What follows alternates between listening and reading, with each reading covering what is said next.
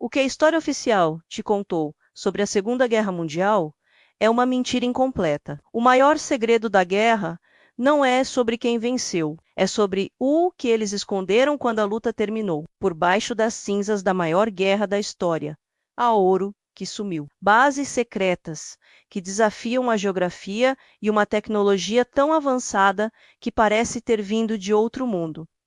Uma tecnologia que poderia reescrever o futuro. Se você está pronto para ver o que realmente estava acontecendo por trás das cortinas, inscreva-se, porque a viagem que estamos prestes a fazer vai mudar tudo o que você achava que sabia. Vamos começar? 1945, o ano que marcou o fim da Segunda Guerra. Enquanto os jornais celebravam a vitória dos aliados, nos bastidores, uma caçada desesperada estava em andamento. Uma caçada não por soldados, mas por tesouros. A lenda mais famosa fala de um trem de ouro nazista, uma composição blindada que nos últimos dias da guerra teria fugido da Polônia, carregado com bilhões em ouro, joias, obras de arte e documentos ultra-secretos. A história conta que esse trem simplesmente desapareceu, entrando em um túnel selado do misterioso Projeto Rise, ou Gigante, um complexo subterrâneo de túneis construído por prisioneiros de campos de concentração nas montanhas da Polônia. Por décadas, essa história foi tratada como um mero folclore, um conto de caçadores de tesouros. Mas e se eu te dissesse que a lenda pode ser real? Em 2015, a história ganhou um capítulo impressionante. Dois exploradores, Piotr Koper e Andreas Hechter, afirmaram ter encontrado o trem, usando tecnologia de georadar. Eles apresentaram imagens que pareciam mostrar a forma exata de uma composição ferroviária, com cerca de 100 metros de comprimento, enterrada a vários metros de profundidade, exatamente onde a lenda dizia que estaria. A notícia explodiu mundialmente. O governo polonês se envolveu, isolou a área e iniciou suas próprias investigações. A excitação era palpável. Seria este o trem perdido, carregado com o tesouro saqueado de meia Europa? As escavações começaram, mas oficialmente nada foi encontrado. O governo declarou que as anomalias no subsolo eram apenas formações geológicas naturais.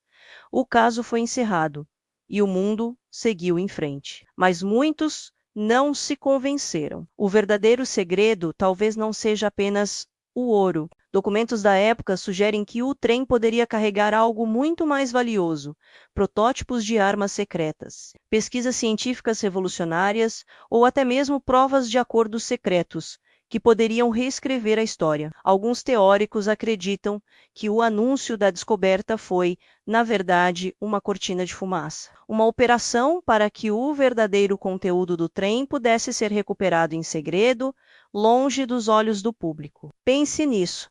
Por que tanto esforço para selar túneis no meio do nada? O projeto RIS era enorme, uma verdadeira cidade subterrânea. O que eles estavam construindo ou escondendo lá que exigia tanto segredo? O trem de ouro pode ser apenas a ponta de um iceberg gigantesco, um que nos leva a um lugar ainda mais isolado e misterioso do planeta. Enquanto a Europa estava em chamas, uma parte da liderança nazista planejava uma fuga para um lugar onde ninguém os encontraria. Acredita-se que o verdadeiro segredo de 1945 não foi enterrado na Polônia, mas sim movido para o local mais frio e remoto do planeta.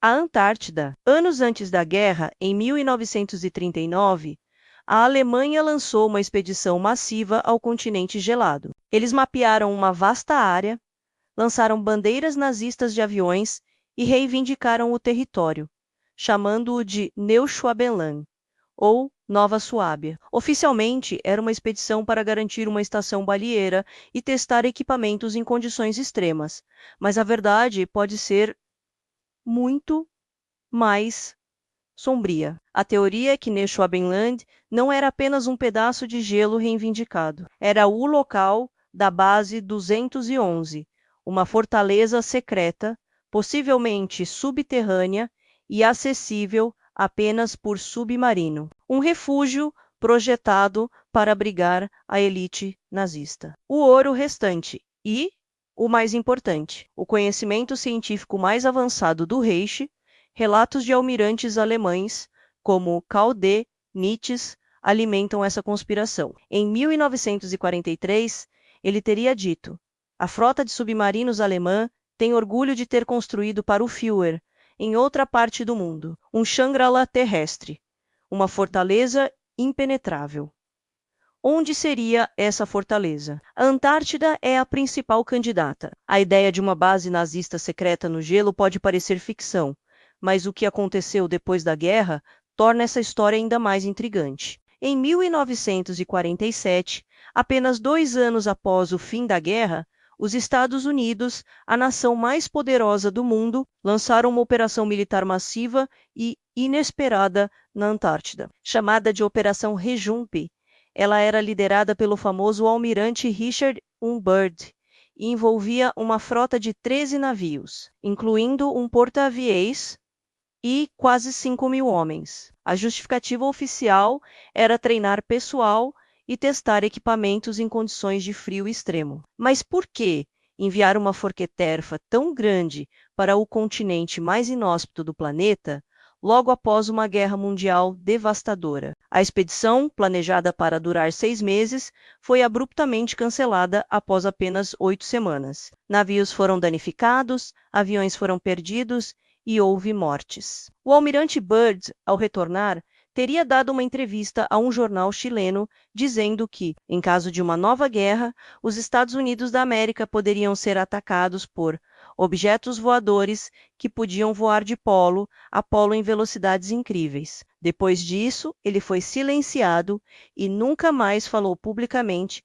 sobre o assunto. O que eles encontraram lá? Estavam buscando os nazistas remanescentes? Ou eles encontraram algo que os nazistas estavam protegendo? A conexão entre Neuschwabelan, a Operação Rejump e a tecnologia avançada que Byrd mencionou nos leva diretamente ao enigma final. Durante a guerra, pilotos aliados na Europa e no Pacífico começaram a relatar encontros estranhos. Eles descreviam esferas de luz ou objetos metálicos que perseguiam seus aviões, acompanhando-os em formação, realizando manobras impossíveis para qualquer aeronave da época e depois desaparecendo em velocidades estonteantes. Esses objetos foram apelidados de Foo Fighters. Eles não eram agressivos, pareciam apenas observar. Seriam armas secretas alemãs ou japonesas, ou algo totalmente diferente. Ao mesmo tempo, a Alemanha nazista estava obcecada em desenvolver o que eles chamavam de Wunderwaffen, ou armas maravilhosas. Todos conhecemos os mísseis 52, os primeiros mísseis balísticos do mundo, que foram o alicerce para a futura corrida espacial, mas os projetos mais secretos iam muito além. Existem inúmeros diagramas, testemunhos e relatos sobre o desenvolvimento de aeronaves circulares, os famosos discos voadores. Projetos como o Alnebu e o Vril descrevem naves em forma de disco, supostamente capazes de atingir velocidades e altitudes inimagináveis usando sistemas de propulsão antigravitacionais. Muitos dizem que isso é apenas pseudociência, mas a obsessão nazista com tecnologias exóticas e ocultismo é bem documentada. Eles estavam buscando uma vantagem tecnológica que pudesse virar a guerra. E se eles conseguiram? E se os Foo Fighters eram, na verdade, protótipos funcionais dessas máquinas? A questão é, para onde foi toda essa tecnologia quando a Alemanha caiu? É aqui que a história dá uma volta completa. Após a guerra, os aliados iniciaram uma corrida para capturar não apenas o território, mas o cérebro do regime nazista. Os Estados Unidos lançaram a Operação Paperclip, uma operação secreta para recrutar mais de 1.600 cientistas, engenheiros e técnicos alemães, muitos deles ex-membros do Partido Nazista, para trabalhar em projetos americanos. O mais famoso deles, Wernher von Braun, o cérebro por trás do míssil 5.2, tornou-se o arquiteto do programa espacial Apollo, que levou o homem à Lua. A União Soviética fez o mesmo.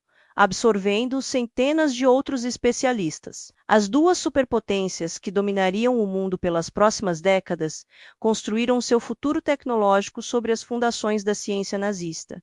Mas será que eles pegaram tudo? O que aconteceu com os protótipos mais perigosos e avançados? Teriam sido eles levados para a base 211, na Antártida? Teria sido essa a tecnologia encontrada pela Operação Rijump? O grande segredo da Segunda Guerra Mundial talvez não seja quem venceu a batalha em 1945, mas sim quem ganhou a tecnologia para dominar o futuro. O trem de ouro desaparecido, a base secreta na Antártida e a tecnologia de discos voadores, peças de um quebra-cabeça que sugerem que a história que conhecemos é apenas a superfície. O Terceiro Reich pode ter caído em 1945, mas seus segredos, suas tecnologias e suas ambições não desapareceram. Eles foram absorvidos, escondidos e talvez continuem a moldar o nosso mundo de maneiras que nem imaginamos. Da corrida espacial à tecnologia que usamos todos os dias. A história que nos contam nos livros é apenas a versão que eles querem que acreditemos. A verdade, como sempre, está enterrada em algum lugar, esperando para ser descoberta. Se você, assim como eu, mergulhou fundo nesses arquivos proibidos, inscreva-se no canal para não perder nossas próximas investigações. E se você acha que os segredos externos são fascinantes, espere até descobrir os que estão escondidos dentro de você. Clique aqui para ver nosso vídeo sobre o poder do subconsciente e como ele também esconde segredos sobre quem você realmente. Obrigado por assistir e até a próxima!